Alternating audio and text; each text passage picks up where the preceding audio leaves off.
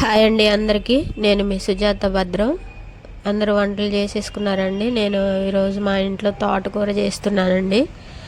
దానికోసం అని చెప్పేసి నేను ముందే తోటకూరని కడిగేసి కట్ చేసి పక్కన పెట్టుకున్నా. ఒక ఉల్లిపాయ కూడా కట్ చేసి పక్కన పెట్టేసుకున్నా. స్టవ్ వెలిగించి కళాయి పెట్టేసి 2 టేబుల్ స్పూన్ల ఆయిల్ వేసాను. తర్వాత కొంచెం జీలకర్ర వేసా, ఒక అర చెంచా జీలకర్ర వేసా, కొద్దిగా శనగపప్పు వేసాను అనమాట.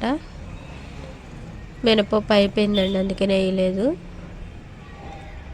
తర్వాత ఉల్లిపాయలు కట్ చేసిన ఉల్లిపాయలు వేసుకున్నా. వేసి దాన్ని కొంచెం తిప్పి మూత పెట్టేశాను అనమాట.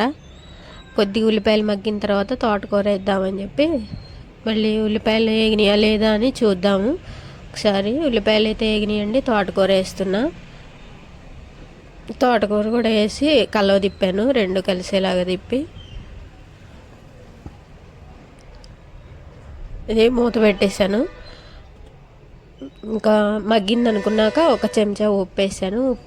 ఉప్పేసి మూత పెట్టి మగ్గిందా లేదా అని చెప్పి మళ్ళీ ఒకసారి చూద్దాము.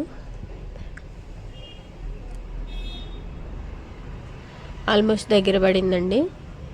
ఇంకా ఇప్పుడు మనం పసుపు కారం వేసుకుందాము.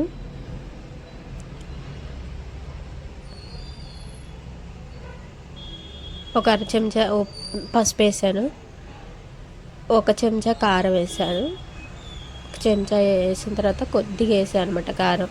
తోటకూరలో కొంచెం ఎక్కువ ఉంటేనే బాగుంటుంది కదా, లేకపోతే చప్పగా అనిపిస్తుందిగా, అందుకని వేసాను అనమాట.